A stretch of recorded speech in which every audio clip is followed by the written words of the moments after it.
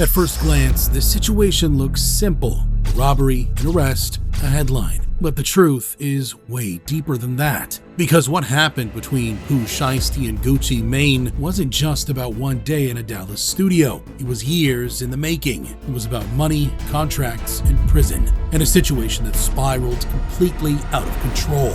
Back in 2019, Pooh Shiesty, real name Lontrell Donnell Williams Jr., was just a young rapper out of Memphis trying to break through. He had no major deal and no big industry connections, just consistency, street buzz, and raw talent, and probably drinking pure Memphis water from his tap. Then everything changed in 2020. Not just Memphis water quality, his career. Gucci Mane, one of the biggest names in trap and founder of 1017 Records, signed him. At the time, it looked like a dream opportunity. Gucci Mane had a history of putting artists on. He had helped launch careers of artists such as Hoodrich, Pablo Juan, Fuziano, and Hot Boy Wes, and he had built a respected label which had industry credibility. For a young artist, signing to 1017 meant exposure, marketing, and access to a global platform.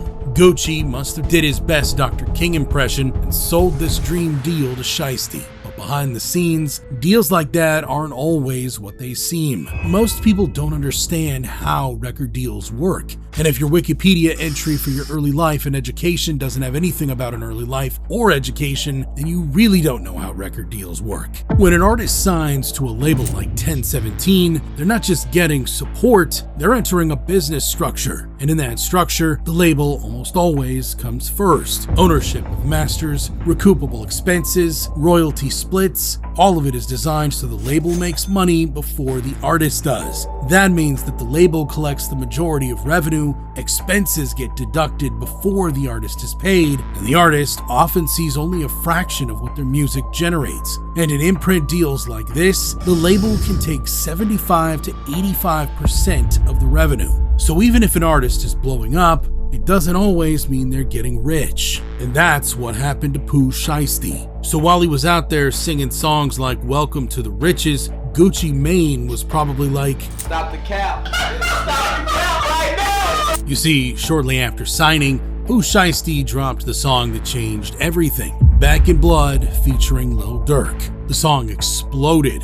with hundreds of millions of streams, Billboard Hot 100 success, peaking at number 13, and would eventually get certified 8 times platinum by the RIAA. Then came his mixtape Shiesty Season on February 5th, 2021, which debuted at number 4 on the Billboard 200 charts, eventually peaking at number 3. At this point, Pooh Shiesty was one of the hottest new rappers in the game. Money was coming in from everywhere: streaming, shows, features, and merch. And according to estimates, millions of dollars were being generated. But here's where things start to get complicated. In 2021 and 2022, everything took a turn. He's an entertainer. He goes by the name Pooh Shiesty. His real name is Lontrell Williams, and prosecutors say on October 9th, he was involved in an armed robbery in Bay Harbor Islands. Pooh Shiesty got caught up in legal issues tied to firearms and other charges. On April 20th, 2022, he was sentenced to over 5 years in federal prison. And just like that, his career paused. No tours, no music rollout, no appearances. But the money? That didn't stop. When an artist goes to prison, their contract doesn't end, it pauses. That means that the artist can't work, but the label still collects revenue. Streams, royalties, and licensing continue. So while Pooh Shiesty was sitting in prison, his music kept generating money. And according to claims circulating around the situation, that number may have reached tens of millions of dollars, with some, including Charleston White, saying the figure was as high as $24 million. I'm on stream. I had a question. Can you explain this Pooh Shiesty situation? He just came home to take pictures and get some new stories to tell in the day room when they playing dominoes and on the rec yard when they lifting weights. He didn't come to stay long. But what exactly did he do? Gucci made, his mother says that Gucci made $24 million while he was in prison. Didn't give him one brown penny while he was in prison. When he came home, he didn't get nothing. This is where things get more emotional. Apparently, while Pooh Shiesty was locked up, his family was still outside dealing with real life. According to allegations tied to the situation, his mother reached out to Gucci Mane for help. but those requests were reportedly ignored. Now, whether every detail of that is accurate or not, it added tension because from Pooh Shiesty's perspective, his music was making money, his family needed support, and he felt like nothing was coming back to him. That's the kind of situation that builds resentment. Moreover, while in jail, Gucci had dropped all 1017 artists except Pooh Shiesty and Fujiano. When I look at my P&L and me being a businessman, I think that I'm gonna have to release almost all my artists except for Pooh Shiesty and Fujiano. This is a decision I didn't want to make. I thought about it, you know what I'm saying? I could keep all of them under the contract.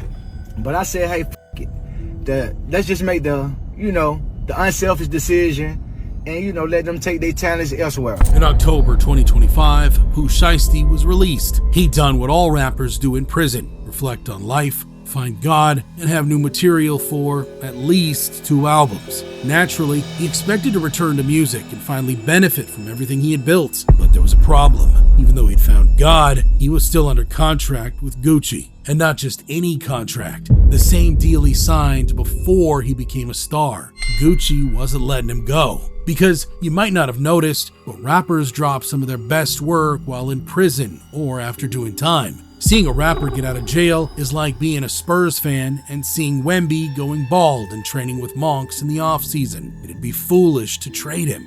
But there was a problem brewing, because at the same time, there were rumors of new opportunities, including a potential deal from Yo Gotti's CMG Records. But he couldn't take them because legally he was still tied to 1017 Records. Fast forward to the end of January 2026, unconfirmed reports surfaced that Pooh Shiesty had signed to Yo Gotti's label, CMG Records. But in the weeks leading to the CMG deal, Pooh Shiesty had made a decision that may have killed his career. It was at some point after his release that Pooh Shiesty reportedly confronted Gucci Mane directly. According to federal prosecutors, everything came to a head on January 10th, 2026. That day, Gucci Mane flew into Dallas, Texas, with members of his team and security for a business meeting. He believed he was there to sit down with Pooh Shiesty and discuss contract issues, possibly even renegotiate terms or figure out a way forward. They arrived at a recording studio inside an office building, but there was a delay because the studio wasn't open yet. Latrell Williams Sr., Pooh Shiesty's father, would make calls to the owner of the studio to let them in. He would later be seen on surveillance footage captured at another business located in the same office building on the same floor as the recording studio, making calls. So while they waited, the group stepped out,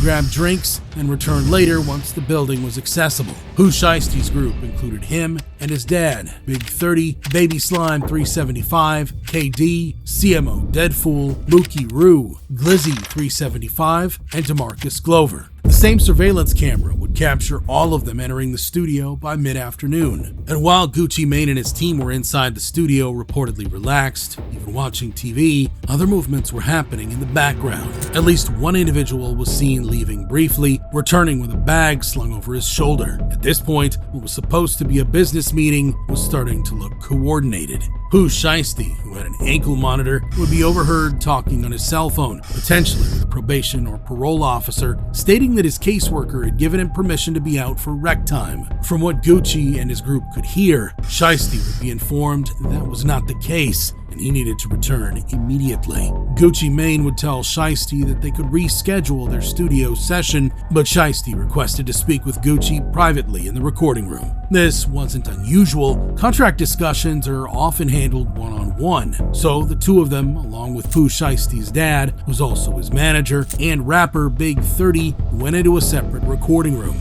That's when everything escalated. According to the FBI affidavit, Pooh Shiesty presented paperwork, specifically documents meant to terminate his contract with 1017 Records. He told Gucci Mane to sign, and Gucci refused. An argument broke out, with things taking a serious turn. Prosecutors allege that at that moment, Pooh Shiesty asked Big 30 to bring his bag, where he reached into and pulled out a black AK-style pistol. He pointed it directly at Gucci Mane and demanded that he sign the paperwork. This was a situation where, according to the victims, they believed their lives were in danger because they were outnumbered and surrounded with no clear way out. Big 30, deciding that at least some form of shooting had to happen, would pull out a cell phone, and purported to record Gucci Mane signing the paperwork while being forced to say that he released Pooh Shiesty from their contract. Under those conditions, Gucci Mane complied. He signed. Pooh Shiesty's dad, William Sr., advised that the paperwork needed to be dated,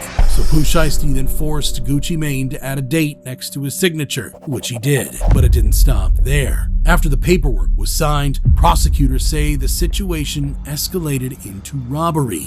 Gucci Mane was allegedly stripped of valuables, including his wedding ring, watch, earrings, and cash. At the same time, in another part of the studio, other members of the group allegedly turned their attention to Gucci's team. According to the court documents, weapons were drawn and demands were made. One victim was reportedly choked to near unconsciousness while being robbed. Items taken included a Rolex watch, a Louis Vuitton bag, AirPods, wallets, and personal belongings. And throughout all of this, the victims were being held inside the studio, unable to leave. According to the complaint, the doors were blocked with armed individuals standing guard. At one point, prosecutors say the victims believed they were going to be executed. No record was made in the studio, but recordings were made outside. Based on later recovered surveillance video footage, the target suspects left the studio and the office building through the east entrance in the late afternoon. Just like that, it was over. But the aftermath was just beginning. Once the incident was reported, law enforcement moved quickly, and what they found painted a detailed picture. Surveillance footage captured multiple vehicles leaving the scene: a white Buick Enclave, a black Dodge Charger Hellcat, and a black Dodge Ram with a roll bar. Using license plate readers, investigators were able to trace the black Dodge Charger Hellcat back to its owner, Big 30's father, Rodney Wright. The white Buick Enclave was traced back to a rental company, and when the company was subpoenaed, 4 days later, on January 14th, they responded. The car had been rented by William Sr. on December 29th, 2025, with a return date of January 11th, 2026. It was placed at the crime scene on January 10th. Here's where it gets even more serious. At the time of the incident, Pooh Shiesty was reportedly in home confinement for a prior firearms conviction. That meant he was required to wear an electronic monitoring device. Investigators used that data to place him directly at the scene. Authorities also pulled cell phone location data and travel records, leading them to discover that several individuals had traveled together from Memphis to Dallas in the days leading up to the incident. Afterward, many of them quickly left the city, some by car, others by bus, all heading back to Memphis. Investigators traced the group to a hotel in Dallas, and crazily enough, the Dodge Charger Hellcat belonging to Big 30's dad they had would be stolen the next day, in the early morning hours of January 11th, 2026, at the hotel. It would be reported stolen 2 days later on January 13th, shortly before Big 30 left Dallas. After reading the incident report for the stolen Dodge Charger Hellcat and analyzing cell phone records, police realized that the suspects had multiple rooms in the hotel booked. Surveillance footage from the hotel matched individuals seen earlier at the studio. Here, you can see the suspects side by side from studio surveillance to hotel footage. They had the same clothing, the only group of people you'll ever see successfully pull off having their outfit tied to their identity are cartoon characters, which is fitting because these men went about this whole thing like it was child's play. I mean,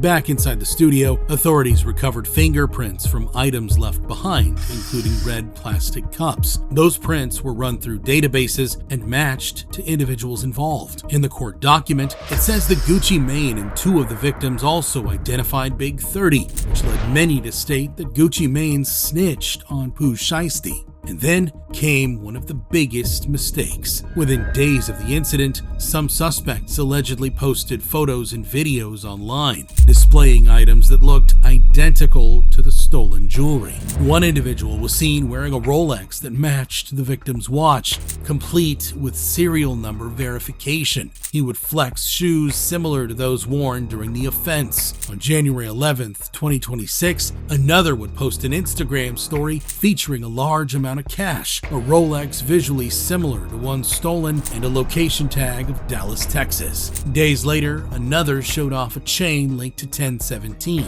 Even Pooh Shiesty's dad posted photos of him with a masked up Pooh Shiesty. Moreover, according to the court documents, When some of the suspects were traveling from Dallas, Texas to Memphis, Tennessee, they would post an Instagram video on a bus showing them flashing large amounts of money. At that point, the case was building itself. On Reddit, rumors about Pooh Shiesty robbing Gucci Mane began making rounds just a few hours after the robbery, though for many, they thought the rumors to be false. On January 11th, just a day after the robbery, Gucci Mane would post this picture on his Instagram page, showing his wedding ring that had been rumored stolen. DJ Academics would repost the picture, apparently to debunk the Gucci Mane kidnap and robbery story. In early April 2026, authorities made their move. This week, 9 individuals, including well-known musical artists, kidnapped and robbed at gunpoint numerous victims at a music studio in Dallas, Texas. 8 of the 9 were arrested yesterday in Dallas, Memphis, and Nashville. These individuals who are charged and arrested include Lontrell Williams Jr., also known as Pooh Shiesty, Lontrell Williams Sr., Rodney Wright Jr., also known as Big 30, Kadarius Waters, Demarion Gibson, DeMarcus Glover, Corday Johnson, Darian McDaniel, and Terrence Rogers has not been arrested yet, but will be soon. Multiple arrests were carried out across Dallas, Memphis, and Nashville. In total, 8 of the 9 suspects were taken into custody. One suspect, Terrence Rogers, remained at large, but would be arrested the next day on April 3rd, 2026 in Atlanta. They were charged in federal court with kidnapping, armed robbery, and conspiracy. 9 men, including Memphis rappers Pooh Shiesty and Big 30, are facing federal charges for allegedly kidnapping and robbing rapper Gucci Mane. This comes just one day after Fox 13 broke the story about a raid at a Cordoba home that belongs to Pooh Shiesty's dad. If convicted, they could face life in prison. According to Pooh Shiesty's lawyer, Pooh Shiesty and Gucci Mane were definitely involved in a situation the day Gucci was allegedly kidnapped at gunpoint, but the story in the federal complaint could be a tall tale. Be what may, Texas is known for laws that are widely considered harsh, so this situation looks dire for Pooh Shiesty. So there's no mandatory minimum in this case. It's a range of punishment, and it'll be in the province of the judge, whoever gets the case, but it could be from 0 all the way to life imprisonment. And as you know, a lot of what will guide what's called the sentencing guidelines will be the individual's previous criminal history, the fact that one of these individuals committed the offense while on home confinement, so actually serving a federal offense, assuming that individual is convicted, that will be an aggravating factor for sure. As of early April 2026, Gucci Mane has not said anything regarding the case. On April 9th, 2026, Pooh Shiesty's lawyers stated that federal agents have not interviewed any of the victims. This is after a judge ruled that Pooh Shiesty be kept in detention following his bond hearing. So my understanding is the FBI has, over the past 3 or 4 months, has interviewed none of the alleged victims, and allegedly they all have future dates to give statements. On April 10th, 2026, Gucci Mane released his first response to all the allegations, and this was through the hardest witness statement, a song called Crash Dummy that explained in detail what he went through with Pooh Shiesty and his co-defendants, with lyrics like, set up the play like Suge Knight did with Dre, but I ain't easy eating and this ain't back in the day. Feds had to have been taking notes. So in answering the question as to what happened between these two artists, this situation reportedly started over a contract dispute, which isn't unusual. Now, it's important to remember that these are allegations. The legal process is still unfolding, and no matter how this case plays out in court, 2 things are clear. Bro woke up in jail this morning eating oatmeal, still signed to Gucci. And second, this situation could have ended much worse. Lives were at risk, decisions were made, and now the consequences could be permanent. From rising star to federal case. The story of Pooh Shiesty and Gucci Mane is a reminder of how quickly things can spiral when business, ego, and pressure collide. And as more details continue to come out, this might only be the beginning of a much bigger story.